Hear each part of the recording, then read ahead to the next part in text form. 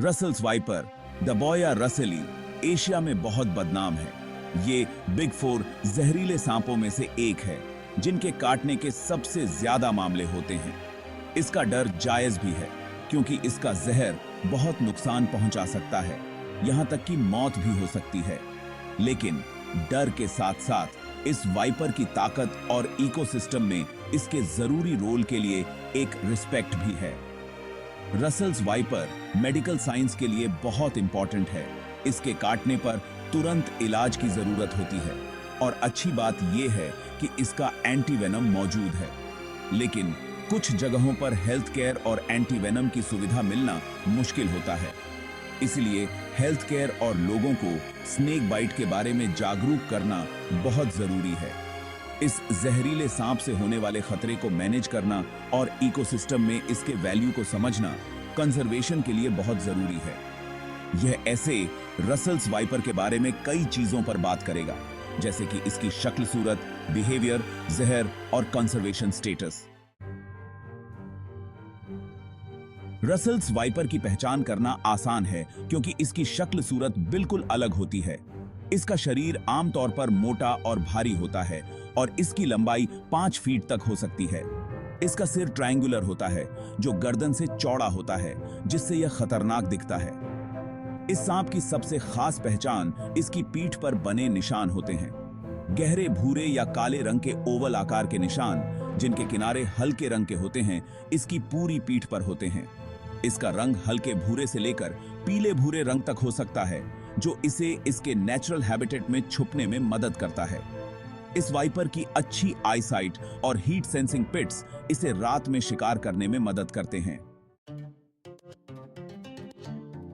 Russell's wiper Asia में India और पाकिस्तान से लेकर साउथ ईस्ट एशिया तक बहुत बड़े एरिया में पाया जाता है। यह कई तरह के हैबिटेट्स में रह सकता है, जो दिखाता है कि यह कितना एडेप्टेबल है।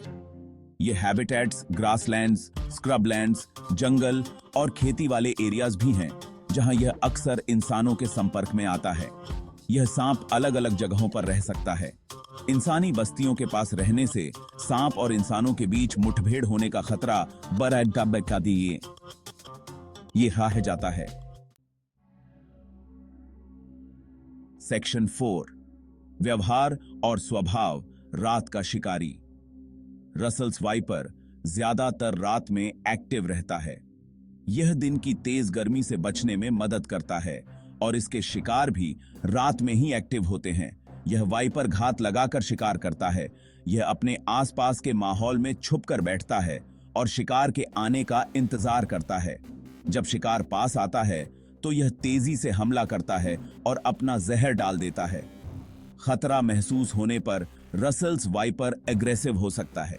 इसके बिहेवियर को समझना और इसके स्पेस का सम्मान करना जरूरी है ताकि खतरनाक मुठभेड़ से बचा जा सके।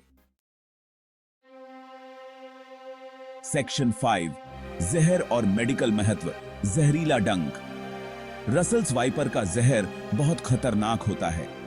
यह ज्यादातर हीमोटॉक्सिक होता है, यानी यह खून को जमने से रोकता है, जिससे बहुत ब्लीडिंग और टिश्यू डैमेज होता है। रसल्स वाइपर के काटने के लक्षण गंभीर हो सकते हैं और तेजी से फैल सकते हैं। जहां काटा है वहां दर्द, सूजन और छाले होना आम बात है। रसल्स वाइपर के काटने पर तुरंत मेडिकल हेल्प लेना बहुत जरूरी है। एंटीवेनम अवेलेबल है जो जहर को बेअसर कर सकता है, लेकिन इसे जल्दी देना जरूरी है ताकि नुकसान कम हो।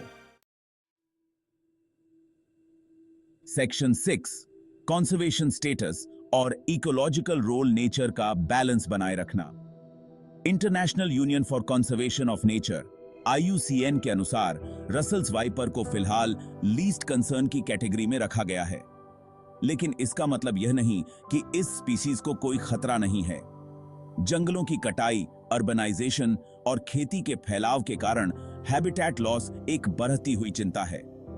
रसल्स वाइपर के लिए एक और खतरा है, लोगों का डर। लोग अक्सर डर के मारे इन सांपों को मार देते हैं, तब भी जब ये कोई खतरा नहीं होते। रसल्स वाइपर रोडेंट पॉपुलेशन को कंट्रोल करने में एक जरूरी भूमिका निभाता है। रसल्स वाइपर का कंजर्वेशन हेल्थी इकोसिस्टम के लिए जरूरी है।